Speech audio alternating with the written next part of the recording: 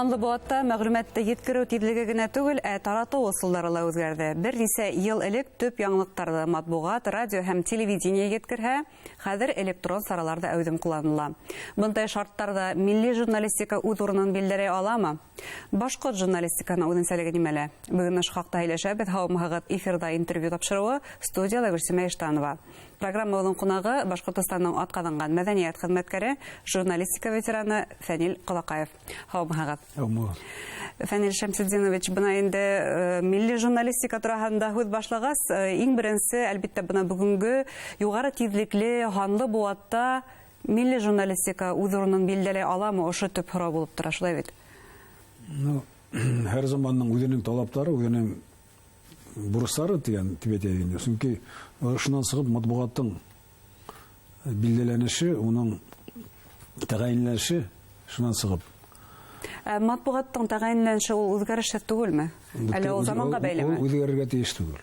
Уның нитерәк кәрәк, ул аксиомага итәрәк кәрәк, ул үҙгәрешергә тейеш түгел. Сөнки без төрлөсә әйтәбез матбуғатты, төрлөсә әйтәбез. Ул әйтәк телевидение бер төрле уның маҡсаты, баҫма матбуғаттың икенсе төрле маҡсаты билдәләнеше, тәғәйенләнеше. Шуның өсөн мына был электрон сараларҙың үҫеүе әлбиттә бик һәйбәт күренеш. Мына уның ике төрлө әйтеренем, ике төрлө ҡараш. Ике яҡлы ҡараш булыуы мөмкин. Ике яҡлы ҡараш булыуы мөмкин. Сөнки ул бер яҡлап әлбиттә унда хәҙер мына теге интернетҡа кирип, унда һәр кем үҙен блогерҙар тип инде шулар әйтәйек, улар. Яғни һәр кем журналист була ала. Һәр кем үҙен журналист тип һынай башланы. Или һынарға теләй микән инде. Сөнки унда теге үҙенең битен асып, шунда теге башҡортса теләһен ҡуйып ҡына ул бит журналист булып булмай. Журналист булыр өсөн һәр нәмәнең рәте бар бит инде. Менә безнең бер интернетта уҡытыусылар әйтә торғайны, кәзәһе уның рәте бар дип. Шуның һымаҡ туры журналистлар беренсенән ул аның белеме булырға тейеш, профессиональ белем. Менә ул мин шулай дип уйлайым.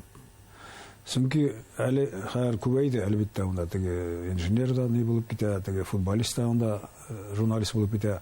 Әлбиттә, ул махсус белем кәрәк. Махсус белем кәрәк дип иҫәпләйһегеҙ, тимәк. Профессиональ белем, һөнәри белем мотлаҡ булырға тейеш кешелә. Сөнки мин менә әйтәйек, мин журналистның жанрҙарын белмәһәм, уның үҙенсәлектәрен белмәһәм, шуны шул телевидениеға килгәндә әйтәйек, башҡа нәмәләрен белмәһәм, нисек мин журналист була алам инде? Унда әлбиттә мин сығып экранға сығып үҙемнең һүҙемне әйтеп, унда или бер ергә барып төшөрөп, унда видео шуны бер сәғәт төшөрөп 5 минутлыҡ или 2 минутлыҡ репортаж бирә алам. Ул барыбер журналистика түгел, барыбер журналистика булырға тейеш, ул үҙенең кешенең күңелендә булырға тейеш, ул уның ынтылышында һәм ул журналист ниндәйҙер талаптарға яуап бирергә тейеш. Айырыуса милли матбуғатта эшләгән журналисттарҙың ул талаптарға яуап бирергә тейеш. Ул беренсенән ул һәр ваҡыт үҙенең белемен арттырырға тейеш. Артта ҡалырға тейеш түгел. Унда теге университетына килеп, мин бөтәһен дә беләм дип кенә ултырып булмай. Ниндәйҙер семинарҙар булһын, монда Мәскәүҙәге или мондағы башҡа нәмәләр теге хәҙер күп бит инде унда. Шуларда менә ҡатнашып, был йәһәттән менә республика журналисттары ул йәһәттән әүҙем эшләй. Менә әле Баксуда ла бер атналыҡ курстар булды. Элек тә булды ул.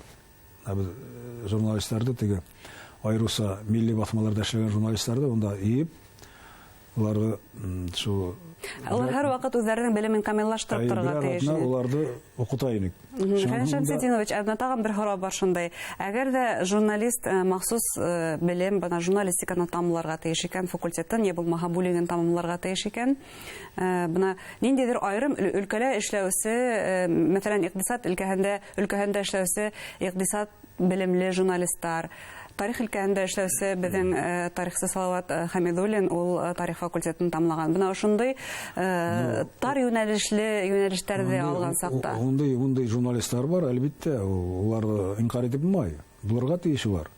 Сөнки һәр береһе бит инде инженер булған икән, ул бәлки уның икенсе тәғәйенләнеше, уның икенсе маҡсаты булғандыр, улың тормош юлын. Тап бына шундай журналисттар өсөн квалификация күтәреү мәсьәләһе күтәрелә, тимәк һеҙҙән. Ул булырға тейеш, мотлаҡ булырға тейеш. Улар өсөн генә түгел, ғөмүмән бөтәһендә. Бына һеҙҙең бында мәктәп эшләп килде бит. Телевидение мәктәбе. Телевидение мәктәбе. Ул бик һәйбәт сарай, чөнки урындардан килгән журналистлар гына түгел, анда операторлар, тавыш режиссерлар монда укый. Шуның өчен журналист бер урында гына тапанып нитәргә тиеш түгел, һәр вакыт даими рәвештә үзенең белемен күтәрергә тиеш. Бына милли матбугат, милли журналистика дигән сакта без гәзит журналларда һәм район басмаларында күз уңында тотабыз. Әлеге вакытта район матбугаттары, район басмалары ла бик шундай үзгәреш осыры кисерә дип әйтәйек. Бына уларның киләсәген һез ничек күз аласыз? Уларга караһаң бер вакытта шалтанаһың да, икенче вакытта көйнәһең дә, чөнки монда Яшерин Батырный ул хәзер уларның штаттарын кыскарттылар. Улар хәзер менә атнаһына бер генә тапкыр сыгалар. Күп кенә район гәзитләре. Шуның унда журналистлар бармай. Моның сәбәпләре күп инде. Ни өчен журналистлар районнарга кайтмай? Элек тә шулай иде. Ул элек тә шулай була торган, әмма барыбер ничектер унда ул җәһәттән Белгечләргә кытлык димәк. Ишал барлай. Белгечләргә кытлык димәк әлеге вакытта. Мин уйлыйм кытлык дип. Мен әйтәм, мин бер-ике районда беләм, әле редакторда таба алмайлар. Юк редакторлар. Чөнки булганы ла китә. Ни өчен? Журналистның абруе төште, журналистиканың. Абруе төшү әлеге көннән генә түгел, ул 90 елларда башланды. Менә унда хәтерләйбез бит, телевидениелар, басма, нидә унда теге желтыйлар, ниләр, таблоидлар, ничек.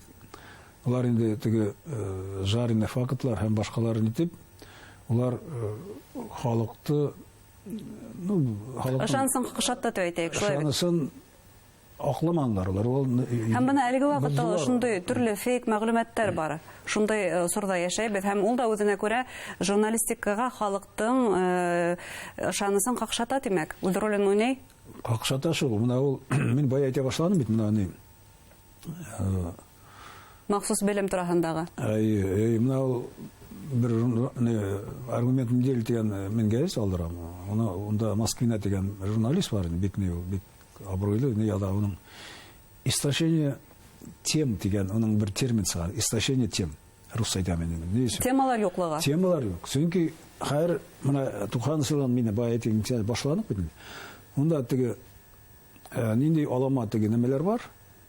Әрлә онда теге яла ягау, совет властына әйтәйек, партияга һәм башкаларга шуның онда ниндидер теге тормыштың алама яктарын күрһәтү. Шулар менән шөгыльләндек бит инде. Журналистлар ул күбенчә менә ул, безнең республиканың түгел, мен әйтәм, федеральлар инде әйтәйек. Бүген? Бүген шуның аркасында мин уйлыйм, минем фикеремчә, менә шул караш журналистика үзгәрде. Элек бит инде ул журналистика әллә кем була торган. Менә без йөргән сакта районнарга сагын, хәзер белмәйм, ничектер, барыбер ул беренчән хәр матбугат саралары күп. Элек бит инде ул теге исәпле штучный һәм ташка басылган дөрес дигән һүздә бар халык арасында. Шулай ине. Чөнки хәзер һәр бере анда башкорча әйткәндә этелә хәзер ни журналист булып китәргә тырыша, шу блогерлар әйтәм инде мин. Анда үзләренең менә ул теге 12 яшьлек баласыга шунда сыгып, яшьләргә охшай, ничә инде һәр заман шулай. Бәләр бит аңа ничектер каршы торган, нимә белән каршы торган? Профессионализм белән каршы торган. Профессионализм һәм әлбәттә журналистика ветераннарының ниндидер хатирәләре, язмалары һәм яшьләр белән эшләү. Әлбәттә. Менә безнең ветераннар дигәндәр, мин бит инде телевидение, радио ветераннар советы рәисе. Кызганычка каршы менә хәзер бу 2 ел тирәһендә безнең эш шүлеп калды, чөнки менә. Буга билдәле сәбәптәр. Сәбәпләр аркасында инде. Булай менә ул мин килгәндә радиола, мин 70 килдем радиога. Анда безнең кәңәшче тәрбиясе дигән кешеләр бар иде. Кәңәшче тәрбияселәр. Аларны яшь журналистларны курсалап, аларны өйрәтеп, менә шуларның эшкә индереп җибәрәләр, димәк, җибәрә торганнар. Ул журналистикада түгел, ул бүтән идәле бар, ул заводта. Һәрбер профессиялар бар, мәктәптә лә шул турыда һөйләй укытучылар сынлап та. Ул бик һәйбәтне күренеш иде. Чөнки сынлап та менә тәҗрибәле кешеләрнең белемен улардан алып, шуның өйрәнеп дигән һәм тормышта кулланып, эштә кулланып. Бу үзенә күрә бына университет дип әйтергә лә мөмкин. Шулай бит, чөнки шулай тәҗрибәне инде, бына халык шулай университеты белән. гамәли яктан өйрәнү Әйе, журналистика әйе, әйе. ветерандарынан. Шуны мына безнең мин моны исләйм, мин тәрҗемәче булып башландым радиода. Анда бер иптәш ялга киткән, шуның урынына эшләп тордым мин. Анда Ариф Алиевич Озаиров бар, шуны Камил агай Хамидов дигән. Алар инде ветерандар. Алар мине эшкә өйрәттеләр.